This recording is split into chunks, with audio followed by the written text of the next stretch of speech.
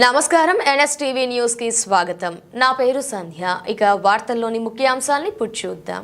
పొడి చెత్త ద్వారా వర్మి కంపోస్ట్ తయారీ చేయడం ద్వారా ఆయా పంచాయతీలకు వనరులు చేకూరుతాయని, వాటిని సద్వినియోగం చేసుకునే బాధ్యత ఆ పంచాయతీ కార్యదర్శులు, పంచాయతీ అధికారులు, జిల్లా పంచాయతీ అధికారి సుధాకర్ రావు పేర్కొన్నారు.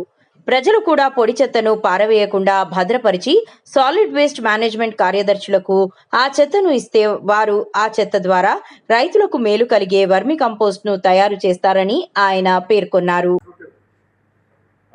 మీడియా మిత్రులకి నమస్కారం అండి. ఈరోజు రాష్ట్ర వ్యాప్తంగా చేపట్టినటువంటి ఈ ఎస్డబ్ల్యూఎం ఏదైతే సాలిడ్ వేస్ట్ మేనేజ్మెంట్ 2026 రూల్స్ అనుకూలంగా అన్ని జిల్లాల్లో కూడా ఈ యొక్క వర్క్షాప్ జరుగుతూ ఉన్నాయి. ఈరోజు మన జిల్లాలో జరుగుతూ ఉంది. గౌరవ కమిషనర్ ఆఫీస్ నుంచి మన అడిషనల్ కమిషనర్ సుధాకర్ రావు గారు వచ్చి దీన్ని లీడ్ చేస్తూ ఉన్నారు. ఒకసారి ఆల్రెడీ సార్ మీతో మాట్లాడడం జరిగింది.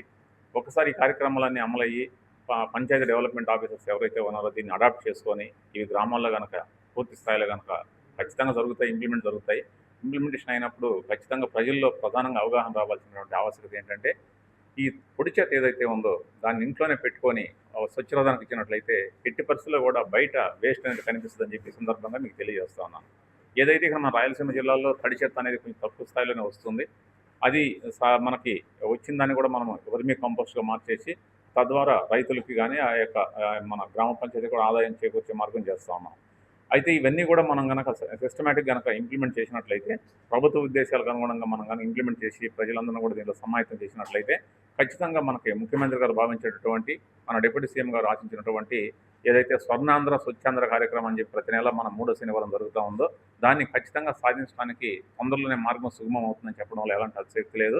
ఎప్పుడైతే మన పరిసరాలు కానీ, మన ప్రాంతాలు కానీ, మన ఏరియా అంతా కూడా నీట్గా ఉంటుందో, చెత్త రహితంగా ఉంటుందో ఆటోమేటిక్గా ఆ ప్రాంతం చూడడానికి అందంగా ఉంటుంది.